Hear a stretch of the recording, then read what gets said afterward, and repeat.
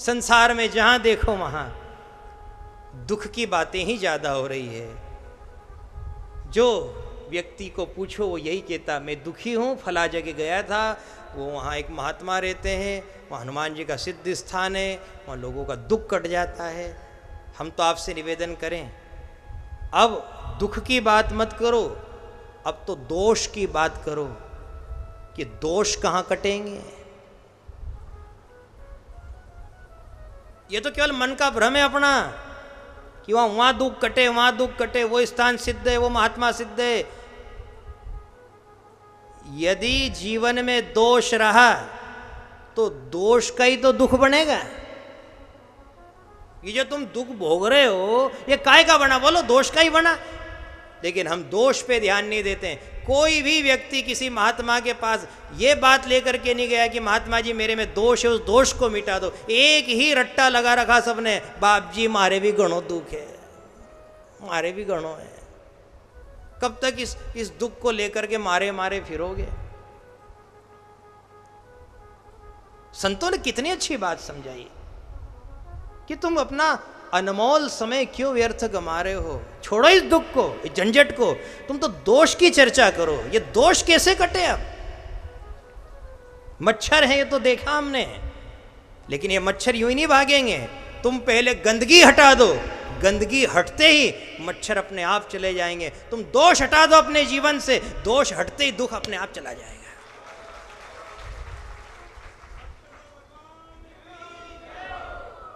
बस इस मर्म को समझ लोगे तो जीवन के आनंद को प्राप्त कर लोगे। दोष देखो कहां तक ले गया है। वैन में दोष था तो महात्माओं ने उसको दूर किया। अजामिल में दोष था, वो छठे स्कंद में है कथा। महात्मा आए, उन्होंने नारायण नारायण नारायण बच्चे का नाम रखा। दोष को क्या किया बोलो, दूर किया। दोष दूर होते ही दुख दूर हो गया। इसलिए सर्वप्रथम तो दोष की ही बात करो। दोष कहां और किसके माध्यम से कटेगा, कौन ऐसे महापुरुष है, वहां जाएं हम और सद्वाक्य महावाक्य सुनकर के अपने दोष से निवृत्त हो जाएं। आप द्रौपदी जी के चरित्र में भी देखोगे तो एक तरफ दोष और दूसरी तरफ भगवान के हाथ में राखी बांधी थी और प्रेम किया था, भक्ति करी थी, तो दूसरी ओर से आ गई उसकी दया। अब आप देखना यहां दोष दोष का काम कर रहा है और दया दया का काम कर रही है। दोष के कारण दुशासन साड़ी खींच रहा है और दया से सांवरिया सेठ साड़ी बढ़ा रहा है। एक साथ यदि किसी को दर्शन करना तो एक ही साथ एक ही कथा में आप दर्शन कर सकते हो। एक तरफ दोष चल रहा है और दूसरी तरफ बोलो दया चल रही है। यदि जीवन में दोष है भी तो कुछ ऐसा कर लो, उसके हाथ में कोई ऐसा धागा बांध दो भक्ति का, प्रेम सूत्र, जिससे कि उसको दया आ जाए, तो इस दया से दोष दब जाएगा। ये करना ही पड़ेगा आपको। दोष होते हैं, चित्रकेतु से दोष हो गया, जबकि उसको शिवजी का वरदान, विमान में बैठा, विमान में बैठ के अहंकार आ गया।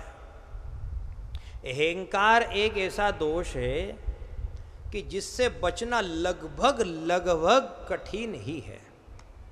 अहंकार, आप और सारे दोष से बच सकते हो कि मैं किसी का झूठा नहीं खाऊंगा, मैं सूर्यास्त होने के बाद भोजन नहीं करूंगा, मैं किसी को भी अपशब्द नहीं कहूंगा, वाणी का दोष मेरे मुख से नहीं होगा।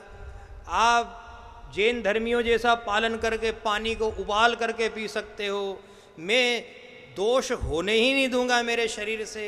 आप ऐसे बहुत कुछ नियमों का पालन कर सकते हो, लेकिन एक दोष फिर भी रहेगा जिसका नाम है अहंकार।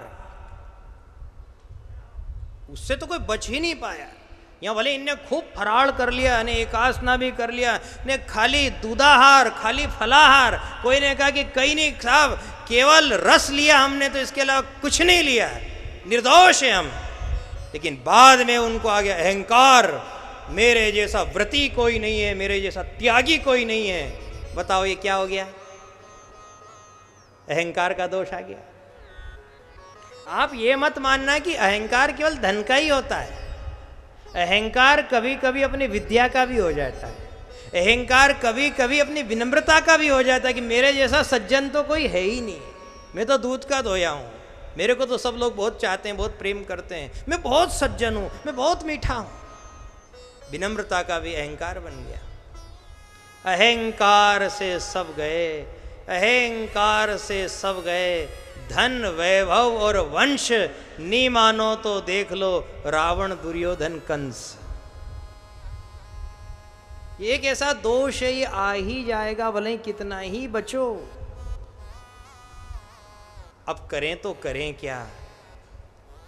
हमारे में तो बहुत सारे दोष है। आंखों का भी दोष है, जीवान का भी दोष है, गलत सुनने का भी दोष है, गलत खाने का भी दोष है, व्यवहारिक दोष भी बहुत सारे हैं, नियत का भी दोष है, बहुत सारे हैं। क्या करें? आप भगवान का भजन करो, और भगवान के भजन से क्या होगा? धीरे धीरे धीरे धीरे इन दोषों से निवृत्ति भी होगी, और यदि छोटे मोटे दोष रह भी गए तो भगवान की दया से इसकी भरपाई हो जाएगी। द्रौपदी जी रोज अग्नि स्नान करती थी, नित्य का नियम था उनका अग्नि स्नान। यहां तो लोग पानी में भी रोज नहीं नहा रहे हैं, रोज का। लेकिन अग्नि स्नान में भी वो दोष नहीं जला। यदि जल जाता तो भरी सभा में जाना पड़ता क्या? दुशासन साड़ी खींचता क्या? नहीं, दोष रह गया। कौन सा दोष था वो? बड़ों का अपमान, अंधस्य पुत्र अंधः, उस कथा को आप जानते हैं। वो दोष था साथ में, क्योंकि दुर्योधन से कहां तक तो ठीक है। आप एक बार इसे यह कह सकते हैं कि चलो देवर और भाभी थे, दुर्योधन देवर था और ये भाभी लगती है। लेकिन धृतराष्ट्र तो ससुर थे ना, देखा जाए तो संबंध में तो ससुर ही हुए। तो द्रौपदी ने जो कहा था अंधस्य पुत्र अंध, तो ये बात केवल दुर्योधन को लगी ऐसा नहीं है। ये बात किसको लगी बोलो? ससुर को भी लगी ना। तो जब एक बहू अपने ससुर के बारे में ऐसा कुछ कहेगी तो बताओ पुण्य लगेगा कि दोष? ये दोष साथ हो गया। और रोज अग्नि स्नान किया तो भी दोष नहीं जला उसने। फिर पूछा ये दोष काय से जलेगा? ये दोष विरह की अग्नि से जलेंगे। जीवन में कुछ दोष ऐसे आ जाते हैं तो काय से भी नहीं जलते, भले तुम कितना ही दान दे दो। राजा इंद्र ने कोई कम दान दिया? ये कथाएं कह रही, हम नहीं कह रहे। 1 करोड़ गाय रोज दान में दी उसने, तो आप और हम क्या दान देंगे? दोष गया उसका? कुछ दोष ऐसे होते हैं गंगा नहाने से भी नहीं जाएंगे। फिर क्या करें? विरह की अग्नि, विरह की अग्नि में जलेंगे। ये योगाग्नि में भी नहीं जलेंगे, फिर ये अग्नि स्नान में भी नहीं जलेंगे। तो विरह की अग्नि मतलब विरह भाव, आंसू, भगवान की याद, तड़प, गदगद वाणी पुलक तन नैन नीर मन पीर, नाम जपत ऐसी दशा तो सहज मिले रघुवीर। ये भाव कहां से लाएं? विरह की अग्नि के लिए लकड़ी तो चाहिए ना, समिधा तो चाहिए। इसकी समिधा क्या है? चूल्हा तो हम लकड़ी से जला देते हैं, तुअर की साटी से जला देते हैं, केरोसिन से जला देते हैं। लेकिन विरह की अग्नि को काय से प्रज्वलित करें? तो कहा गया है विरह की अग्नि उद्गीत से पैदा होती है। उद्गीत, एक तो होता है भजन, एक होता है गीत, और एक होता है उद्गीत। और उद्गीत में क्या होता है? उद्गीत में ऐसा भाव होता है और उस गीत के शब्द इतने गहरे अनुराग वाले होते हैं कि वो फिर लकड़ी समिधा का काम करते हैं, और उससे फिर ये विरह की अग्नि धधक उठती है, और जब विरह की अग्नि धधकती है तो उसमें ये दोष जल जाते हैं।